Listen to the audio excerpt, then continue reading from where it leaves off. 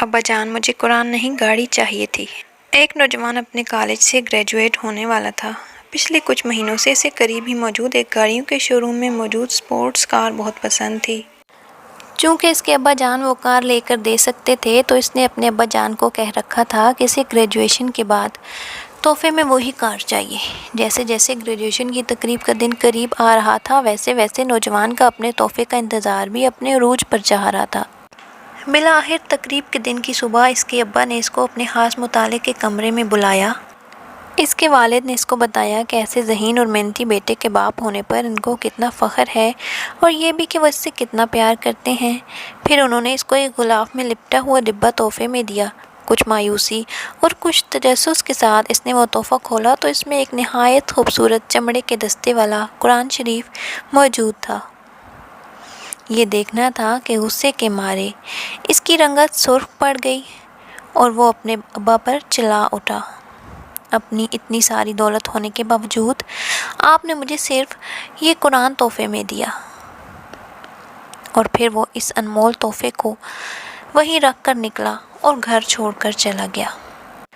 بہت سال گزر گئے، وہ پلٹ کر اپنے ابا کے گھر نہیں گیا۔ اب وہ ایک کامیاب بزنس مین تھا اور اس کے پاس نہایت خوبصورت بنگلہ تھا، بہت اچھی بیوی تھی۔ اب اسے کبھی کبھی اپنے ابا کی یاد ستاتی کہ وہ بہت بوڑھے ہو چکے ہوں گے اور شاید انہیں اس کی ضرورت بھی ہوگی۔ وہ سوچتا کہ اسے اپنے ابا کو ملنے جانا چاہیے۔ اس سے پہلے کہ وہ اپنے ابا کو ملنے جاتا، ایک دن اسے اطلاع ملی کہ اس کے ابا انتقال کر گئے اور وصیت میں اپنا سب کچھ اس کے نام کر گئے۔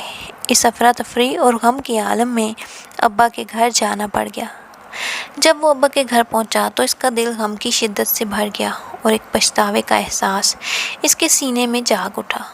تدفین سے فراغت کے بعد وہ اپنے ابا کے ضروری سامان کا جائزہ لے رہا تھا تو تبھی اسے وہی تحفے والا قرآن ویسے ہی بالکل نئی حالت میں پڑا ہوا ملا جیسا وہ سالوں پہلے تھا، اسے چھوڑ کر گیا تھا۔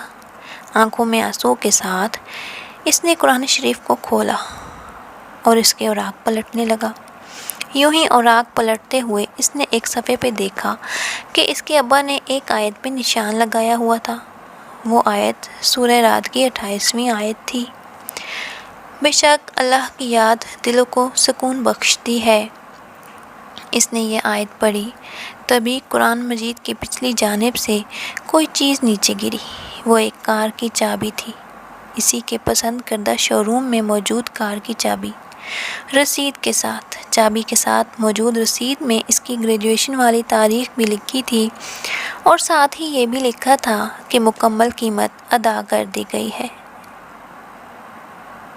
زندگی میں کتنی ہی دفعہ ایسا ہوتا ہے کہ ہم اللہ پاک کی عطا کردہ ان گنت نعمتوں کو صرف اس وجہ سے ٹھکرا دیتے ہیں کیونکہ وہ ہماری توقعات کے مطابق لبادے میں نہیں ہوتی۔